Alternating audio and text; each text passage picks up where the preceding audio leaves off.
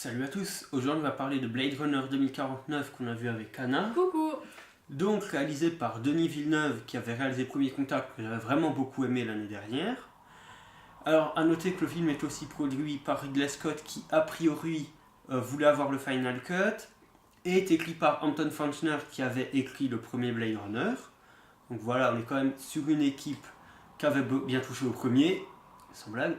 Alors, au casting, on retrouve Ryan Gosling, évidemment, Ana de Armas, Robin Wright et Harrison Ford, bien sûr, et puis aussi Jared Leto. Ainsi que Dave Bautista, et on a aussi le droit au personnage de Rachel qui revient en performance capture avec un visage en 3D qui, pour ma part, j'ai trouvé excellemment bien fait. J'ai trouvé incroyable. Sinon, toi, qu'est-ce que tu as pensé du film? Le filet de bave, carrément, genre.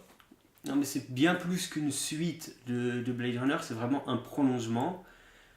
Et ben, c'est fait dans l'esprit du premier, c'est pas un blockbuster Juste comme on en repompé, voit. quoi. Comme on en envoie 20-30 par an, c'est vraiment. Ils auront d'accord un budget de 150 millions, mais au moins ils l'ont utilisé pour faire quelque chose Tout bien. qui sort de l'ordinaire. Le film est extrêmement bien réalisé, comme toujours avec Denis Villeneuve.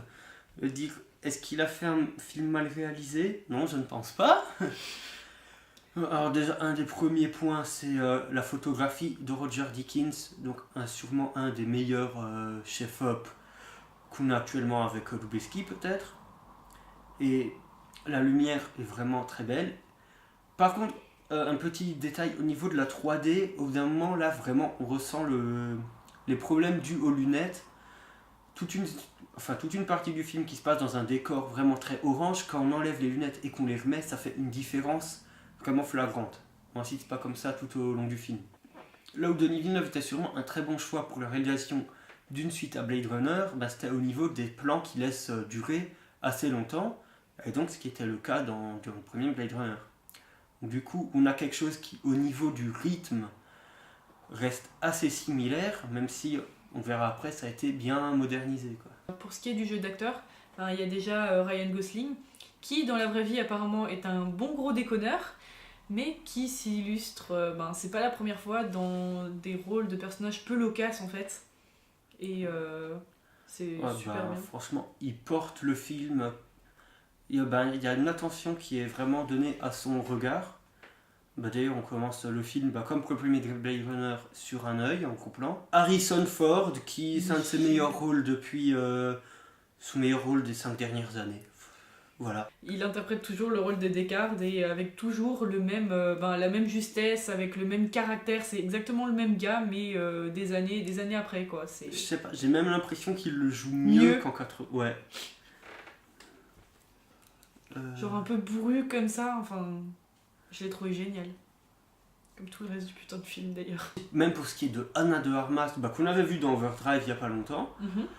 En fait, il y a une scène où au bout d'un moment, elle joue une intelligence artificielle en hologramme. Donc elle doit se superposer sur une ouais, voilà, c'est ça. Enfin, sur une autre personne. Et je pense que ça, à tourner, ça devait pas être facile. Je pense pas non plus. Et ouais, ça rend vachement bien, quoi. Et même le fait que elle est toujours l'air d'un hologramme. Par exemple, sous la pluie, il y a les gouttes qui la traversent, il y a son mec qui la traverse. Enfin, genre, ça j'ai trouvé ça incroyable parce que ça devait être vraiment genre comme si super dur. Il n'y a pas toujours les gouttes qui la traversent. Des fois, quand elle est sous la pluie, elle fait genre d'être mouillée. Mais oui, enfin ça la traverse justement, oui. Genre elle est pas mouillée. Ensuite, il y a Jared Leto qui affectionne tout particulièrement les rôles de taré. Et qu'on voit peut-être un quart d'heure dans le film de 3 heures, est fortement dommage, parce que c'était un petit peu le même cas dans Suicide Squad l'année dernière. Le gars est acteur, mais on le voit un quart d'heure à l'écran pour 1 an de film avec lui, quoi. C'est pas le personnage le plus utile au film, c'est dommage quand même. Le personnage est important, mais le voir dans le film, c'est pas hyper utile. Tu vois ce que je veux dire? Ouais, en fait, il pourrait juste être expliqué par un panneau de texte, ça reviendrait au même. C'est ça. Il joue un personnage aveugle et il utilise des technologies assez sophistiquées pour voir, entre guillemets, comme les chauves-souris par rapport aux vibrations, comme ça, avec des petits trucs qui flottent. Et on voit clairement dans ses yeux, genre dans son visage, la différence entre quand il voit, c'est-à-dire quand il fixe, et quand il voit pas, quand il a le regard qui part. Pour un acteur voyant, je trouve ça génial par contre. On va passer à un point où je suis très mitigé parce que d'un côté, ce qui est fait dans le film est très bien, mais ensuite il n'y a aucune cohérence avec le premier, c'est-à-dire la musique. Donc composée par Hans Zimmer et un de ses acolytes. Alors, elle est très marquante et elle fera trembler la salle parce que ils se sont dit, allez, on la mixe, on le fout au maximum, la musique. Vous allez avoir les cheveux comme ça. Mais en fait, c'est de la musique très bourrine, très électro, mais on retrouve pas du tout l'atmosphère. Ouais, c'est ça. La patte de Vangelis en fait. Ouais, qui donnait un truc blues, jazz, très mélancolique dans le premier Blade Runner. Blues, jazz, du turfu en fait. C'est ça. Et je me souviens quand j'ai vu le premier Blade Runner, genre au bout de 2 notes, je fais Vangelis. Oui. Ouais, là, du coup, ça colle au film, mais c'est pas dans la continuité, quoi. En même temps, on sent qu'il a essayé, entre guillemets, Hans Zimmer, d'imiter sans faire de la copie pure et simple, quoi. Mais non, je trouve comme pas c'est tellement pas... qu'il a essayé d'imiter. Alors moi, je trouve que si. Je trouve vraiment qu'il a voulu faire un truc qui se détache de Vangelis. Alors moi, je trouve pas. C'est pour ça que c'est intéressant d'avoir 2 personnes qui font une critique, parce qu'on a totalement des visions opposées, quoi. Un autre point comme ça, c'est les décors.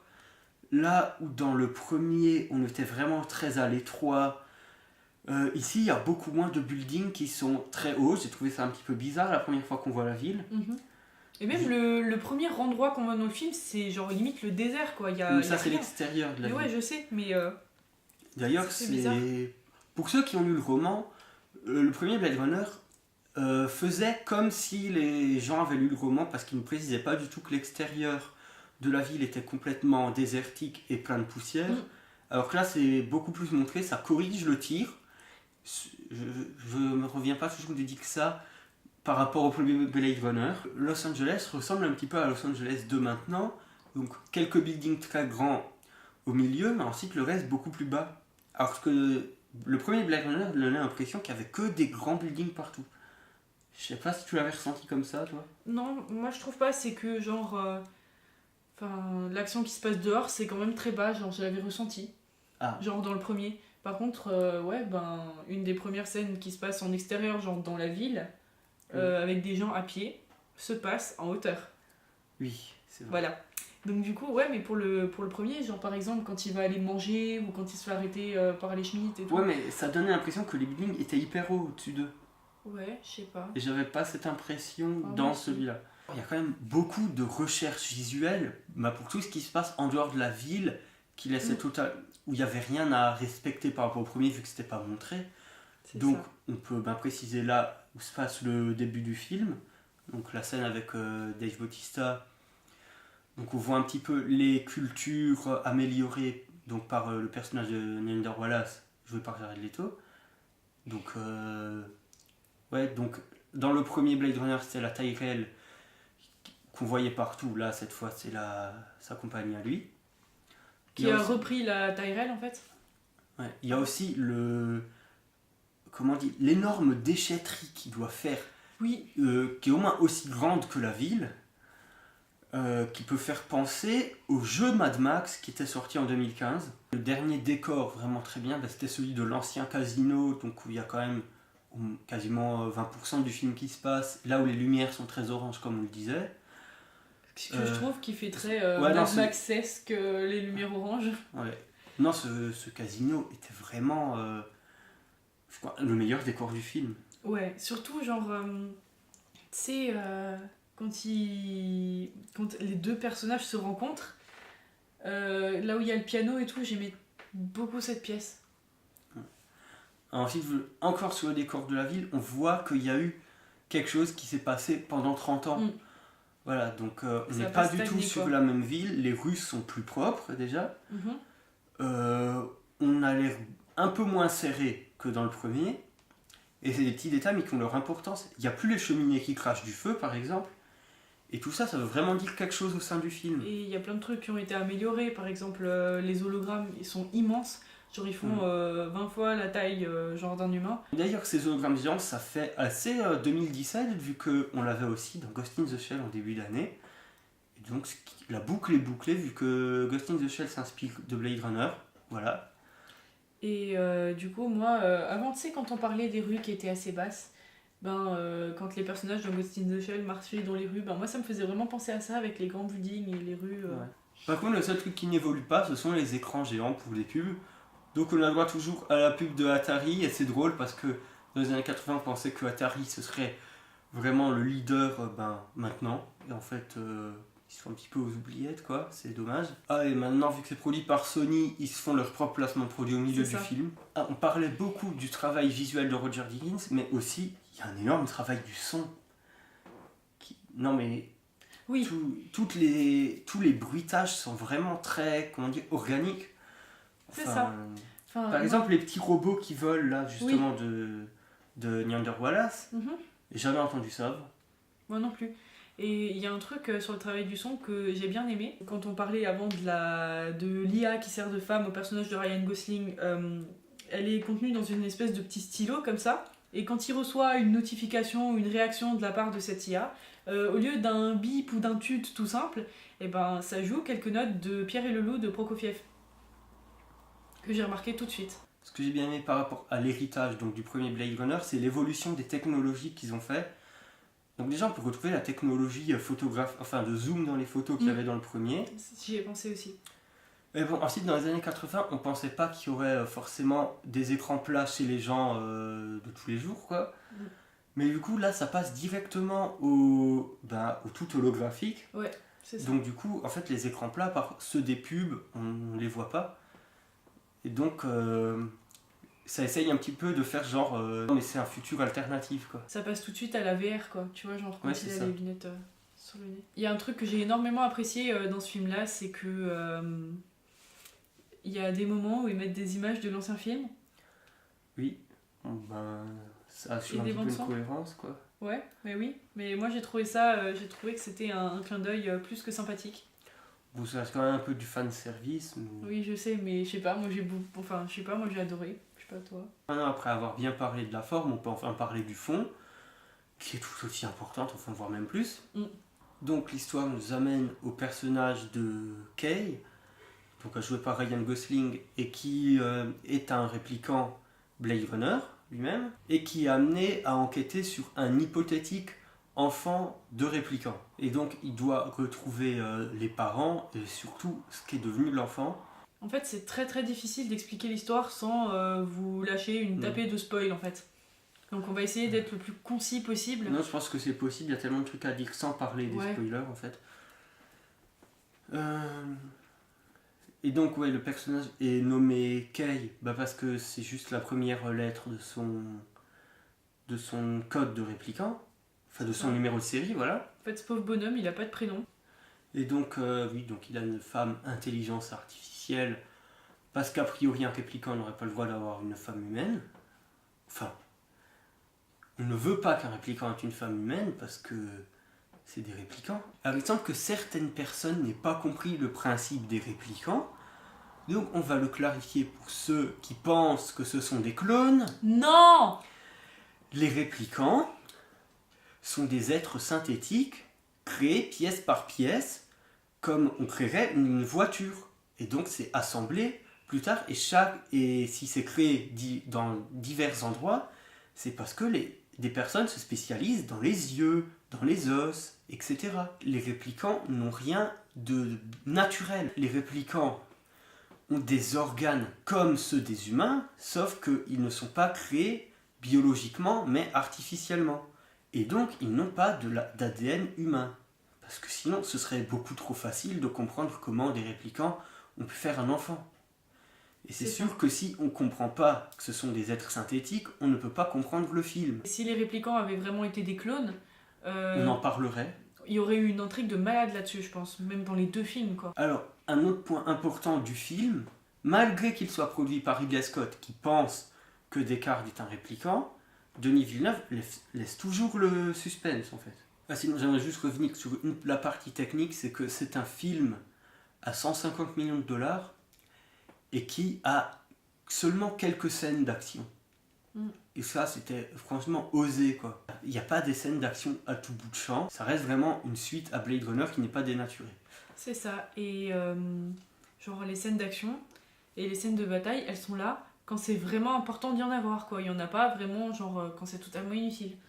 Et elle reste très bien foutue, d'ailleurs. C'est ça. Un point fort du film, c'est son écriture, parce que ça le fait inverse de Seven Sisters, auquel la fin était facilement devinable.